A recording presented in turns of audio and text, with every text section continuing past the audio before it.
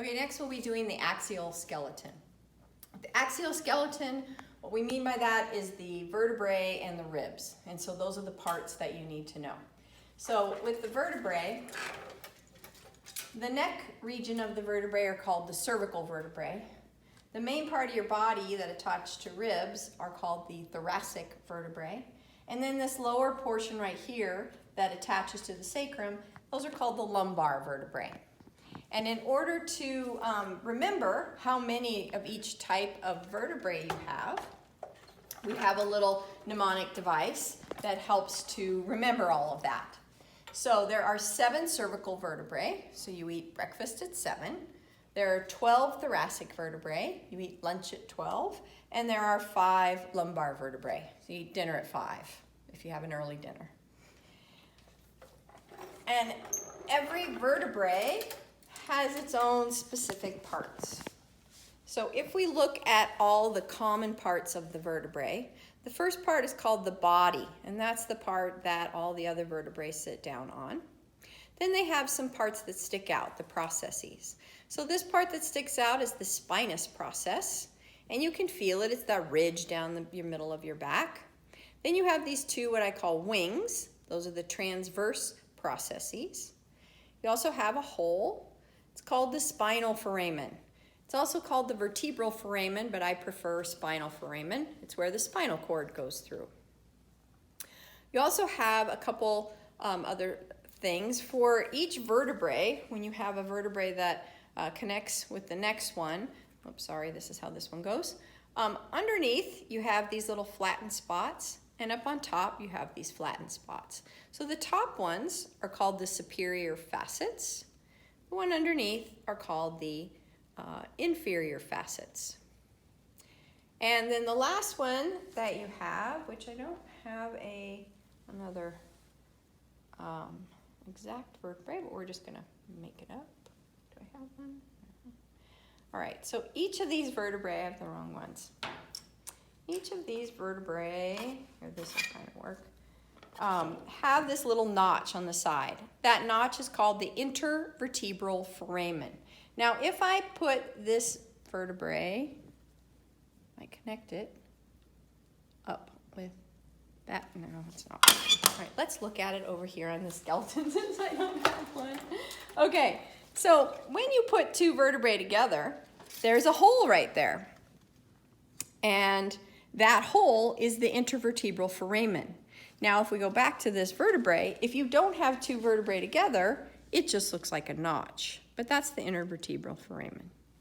All right, if we look at this cervical vertebrae are very specific. And the way you can tell a cervical vertebrae is that they each have these 2 little holes here.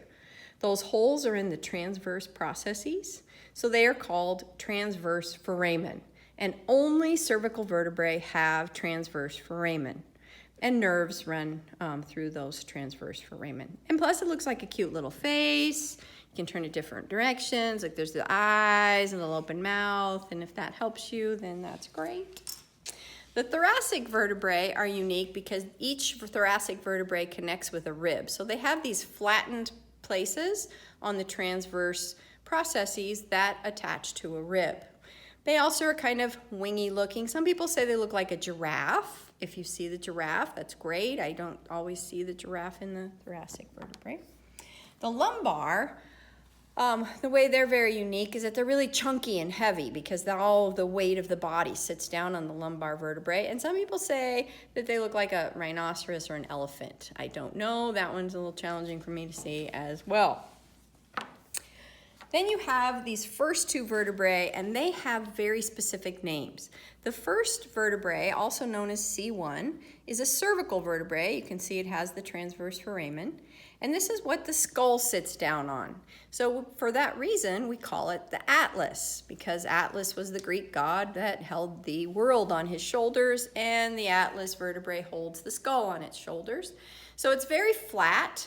Really different looking, doesn't have much of a spinous process at all. It's very, very unique. And then the next vertebrae that it sits on and that our head turns around is called C2 or the axis. And the axis has this little blob on top here, which is called either the odontoid process or the dens, and you can know it either way. And it's also got these little transverse foramen, so you know it's a cervical vertebrae. So those two have a very specific name that you need to know, atlas and axis, but they are also cervical vertebrae. The sacrum is composed of normally 5 vertebrae that are fused together, but that can really vary with people. Some people have 3, some people have 6, so I don't make you know that number of vertebrae, but that is what the sacrum is composed of. At the very end, we have our tailbone called the coccyx, and the coccyx is usually composed of 4, but some people can have 5, 6, some people can have 1, and some people can even be born with little short tails. When they're born that way, usually the doctor cuts it off because they don't want to freak out the parents and like, here's your child and it has a tail. They just cut it off and don't even say anything to the parents, which is probably the best thing ever. Then the next thing you need to know are the ribs and the sternum. So the sternum is part of the whole axial skeleton because it helps to hold all the ribs together. And the 3 parts of the sternum, this little triangular piece up here is called the manubrium. This long piece here is the gladiolus or body. And then this little piece here is the xiphoid process.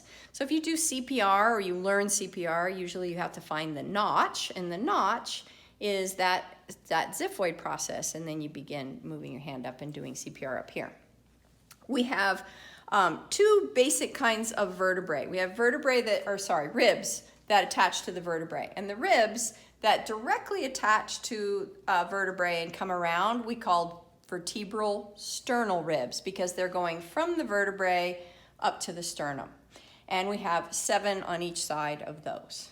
Then we have these 3 down here, and these 3 go from the vertebrae and then attach to cartilage first. So we call those vertebral chondral ribs because chondral means cartilage in Latin, and they then attach here. And then these last 2 down here are called floating ribs, and they don't attach to the sternum at all. So these 5 ribs, the vertebral chondral, plus the floating ribs, we call false ribs. I don't know why they're false, but apparently they're false. These 7 here, we call true ribs. So when you're asked a question, you need to know either the technical name, vertebral sternal, or the common name, true ribs. And then the clavicle also helps to make up part of the axial skeleton, and the clavicle is our collarbone, and it attaches directly to the sternum, not just by ligaments, and it's one of those bones that we commonly break. And that's it.